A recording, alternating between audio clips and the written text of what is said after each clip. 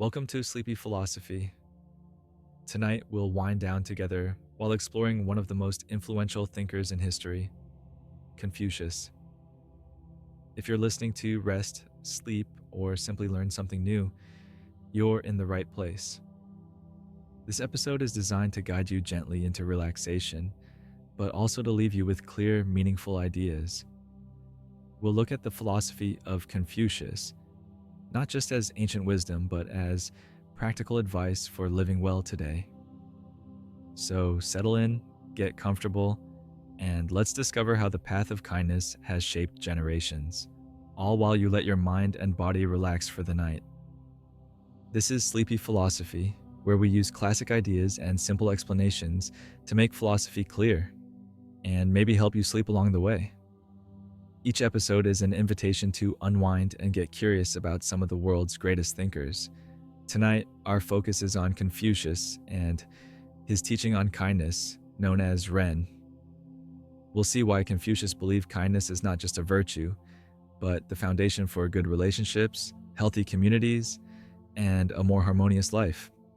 Whether you're new to philosophy or just need a gentle reminder of what matters, you'll find something here to take with you, even if you drift off before we're done. Before we begin, take a moment to let your body settle. You don't need to do anything except get comfortable. Close your eyes if you'd like, or just listen as you are. This is your time to unwind. Let the concerns of the day fade a little, and give yourself permission to simply listen. There's no pressure to remember everything. Just let the ideas find you and enjoy this gentle exploration of Confucius and the path of kindness. Let's imagine ourselves in ancient China. It's evening and the sun is low over the rooftops of a small village. The air is still and most of the daily work is finished. You can almost picture narrow streets, houses with curved tiled roofs, and paper lanterns starting to glow in the soft light. Nearby, a slow river winds its way past the village.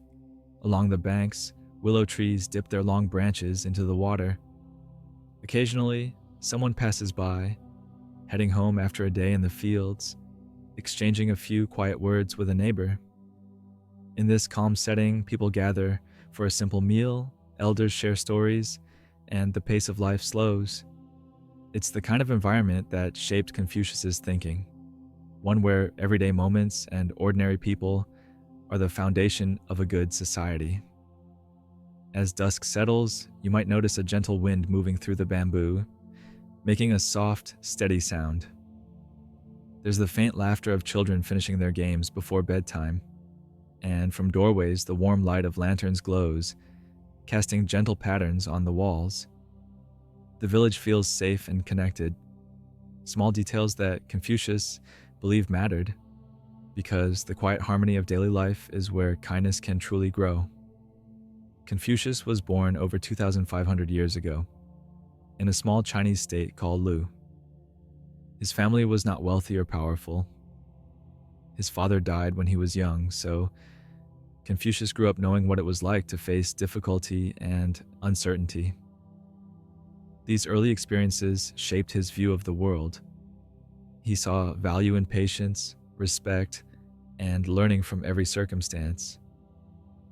From a young age, Confucius was curious and eager to learn. He studied everything available: history, music, poetry, and rituals. He became a government official for a time, but he was never satisfied with just following the rules. He wanted to understand the deeper principles that could make people and society better. Over the years, Confucius gained a reputation as a thoughtful teacher. People from many backgrounds came to learn from him.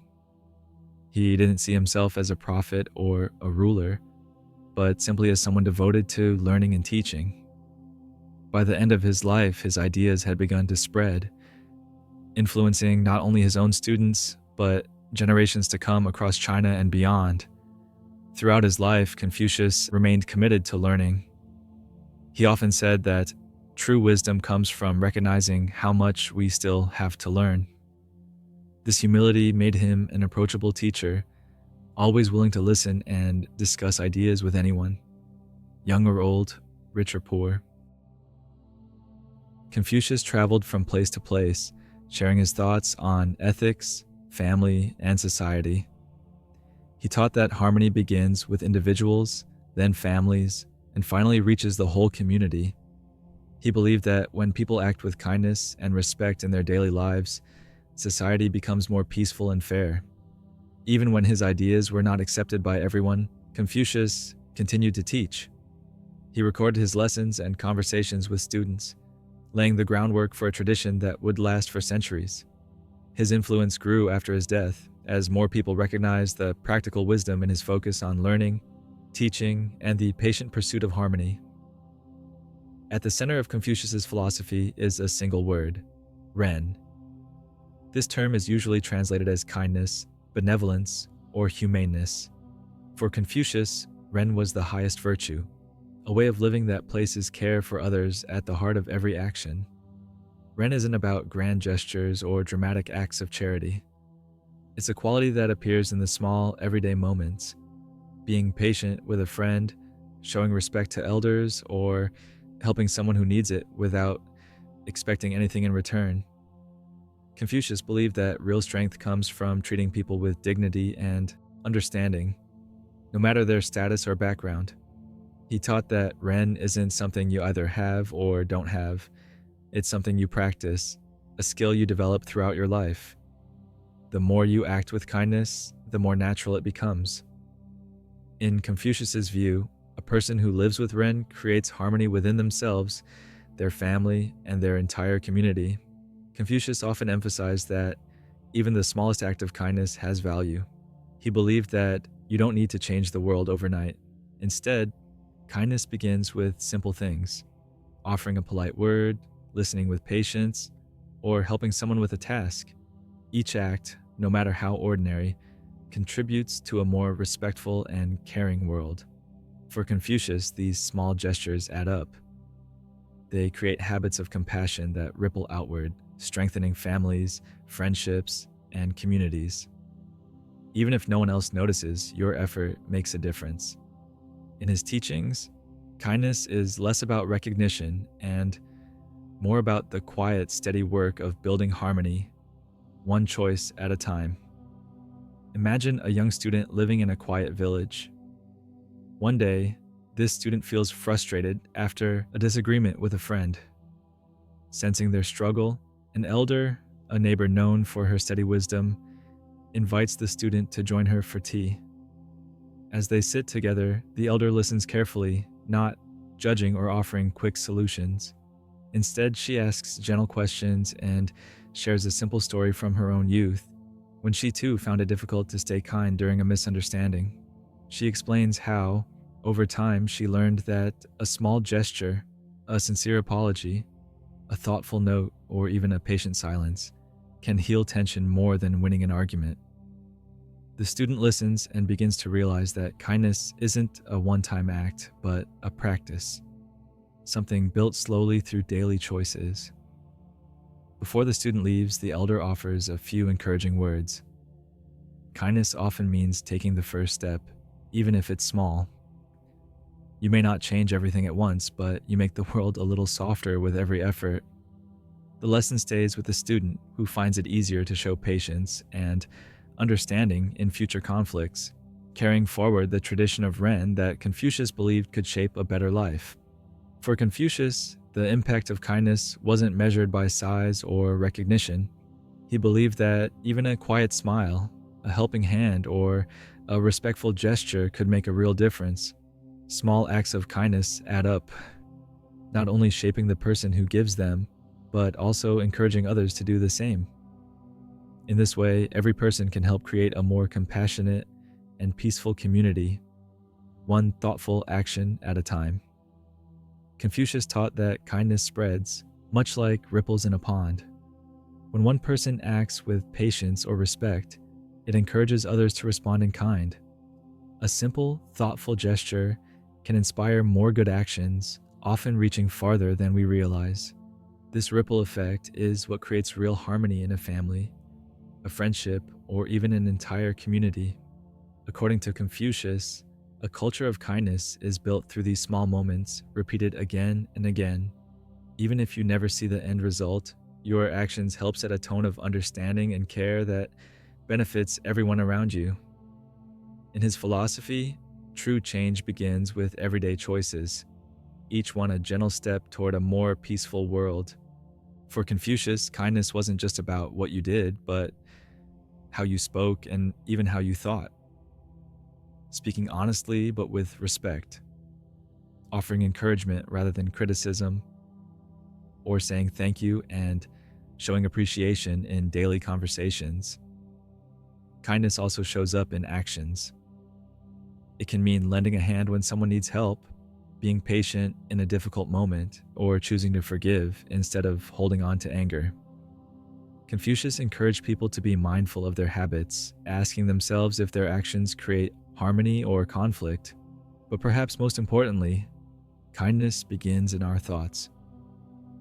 Confucius believed that wishing good for others or giving someone the benefit of the doubt was just as important as what we say or do. When we practice kindness in our thinking, it becomes easier to speak and act with care. In this way, Ren is a quality that grows quietly within us, shaping every part of our daily life. Confucius believed that opportunities for kindness are everywhere, but they often go unnoticed. He encouraged his students to pay attention to the small moments, a friend who seems quiet, a stranger who needs directions, or a family member who's had a difficult day. Noticing these situations is the first step toward responding with gentleness and understanding. Sometimes it means pausing before reacting, or asking yourself how someone else might feel. Even a simple act, like listening without interrupting or giving someone a bit more patience, can help gentleness grow. According to Confucius, these quiet choices build stronger relationships and set a peaceful example for others to follow. Confucius often spoke about the strength found in patience and listening. He believed that true kindness isn't always loud or obvious. It often shows itself in moments of quiet attention. Taking time to really listen to someone without rushing to judge or respond is a powerful way to show respect. This kind of patience helps to prevent misunderstanding and builds trust. Confucius taught that by holding space for others, letting them share their worries, joys, or ideas, we create a sense of safety and belonging. In his view, being a good listener is not a passive role, but an active and valuable part of practicing kindness every day. Confucius knew that kindness isn't always easy, and it's not something anyone masters overnight.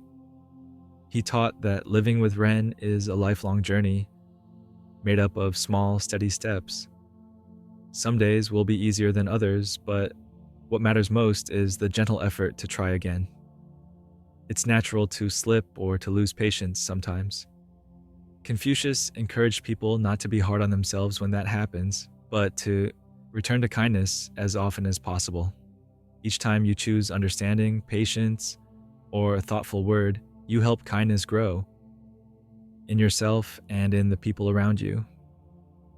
In Confucius's view, a life guided by kindness brings lasting peace and contentment. With practice, even simple acts become a habit, quietly shaping your character and your relationships for the better. Confucius also believed that kindness isn't just for others, it's something you should offer to yourself as well. Everyone has days when mistakes are made, or patience runs thin. In those moments, treat yourself with the same understanding and gentleness you would show a friend. Being kind to yourself means allowing space to rest, to learn, and to begin again. It's not selfish to take care of your own needs. In fact, Confucius saw self-care as an important part of creating a more peaceful world. When you nurture kindness within, it becomes easier to share it with everyone else. When kindness becomes part of daily life, it brings a quiet sense of peace. Confucius taught that treating others and yourself with patience and care leads to deeper contentment than chasing praise or perfection. Over time, the habit of kindness softens frustration and helps relationships grow stronger. This steady approach creates an atmosphere where people feel safe, valued, and at ease. According to Confucius, it is in these simple, gentle moments that true happiness is found.